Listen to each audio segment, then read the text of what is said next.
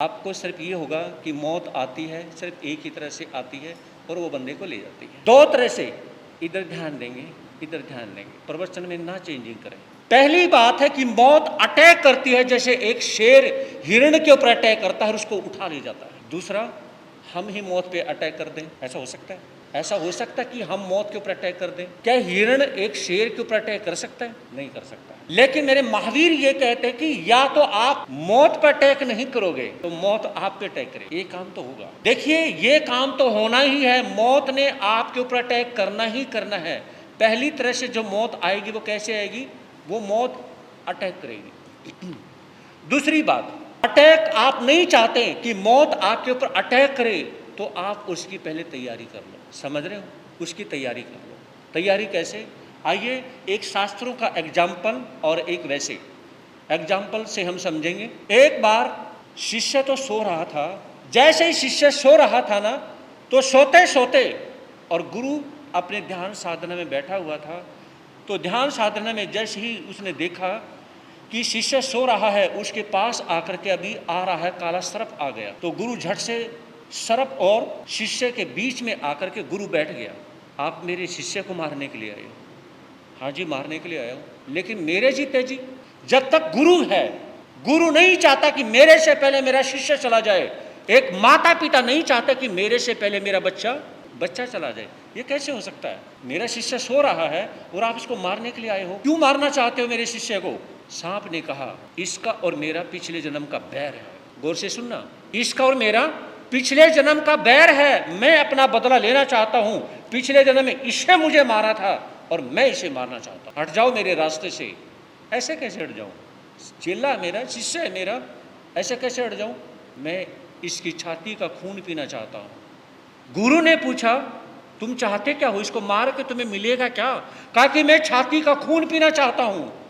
कोई बात नहीं, आपको छाती का खून पीना ना, कोई बात नहीं।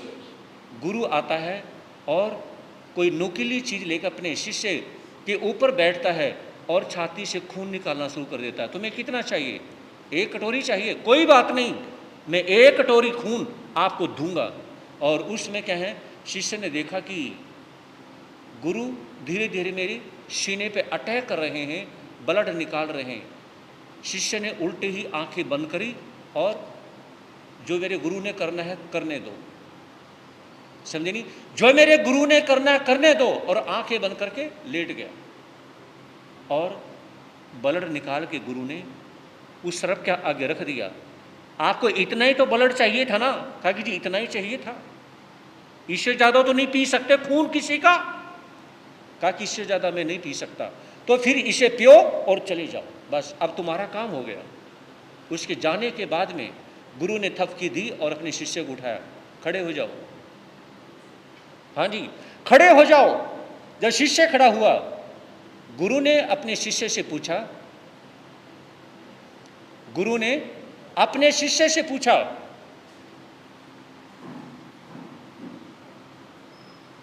बेटा एक बात बता, मैंने तेरी छाती के ऊपर अटैक किया, मैंने तेरी छाती के ऊपर अटैक किया और खून निकाला और तुझे दर्द हो रहा था, लेकिन तूने जब देखा कि मेरा गुरु एक तो मेरे ऊपर बैठा हुआ है और ऊपर से ब्लड निकाल रहा है और मेरे अंदर यानी कि कुछ चीरा कर रहा है, तो कि आप जवान थे और मैं तो बूढ़ा सन था, आप चाहते तो एक झटके में मुझे फेंक सकते थे, लेकिन मुझे हटाया क्यों नहीं? कहा कि गुरुदेव मैं जानता हूं मेरा गुरु मेरे लिए जो कुछ करेगा ना वो अच्छा करेगा। मेरा गुरु मेरे लिए जो कुछ करेगा अच्छा करेगा। आपने मेरी जान ली नहीं, बल्कि आपने मुझे नई जिंदगी दी है।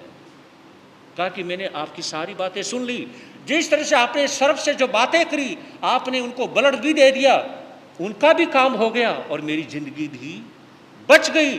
अगर सर्प मुझे काटता और खून पीता तो मेरा मरना पक्का था।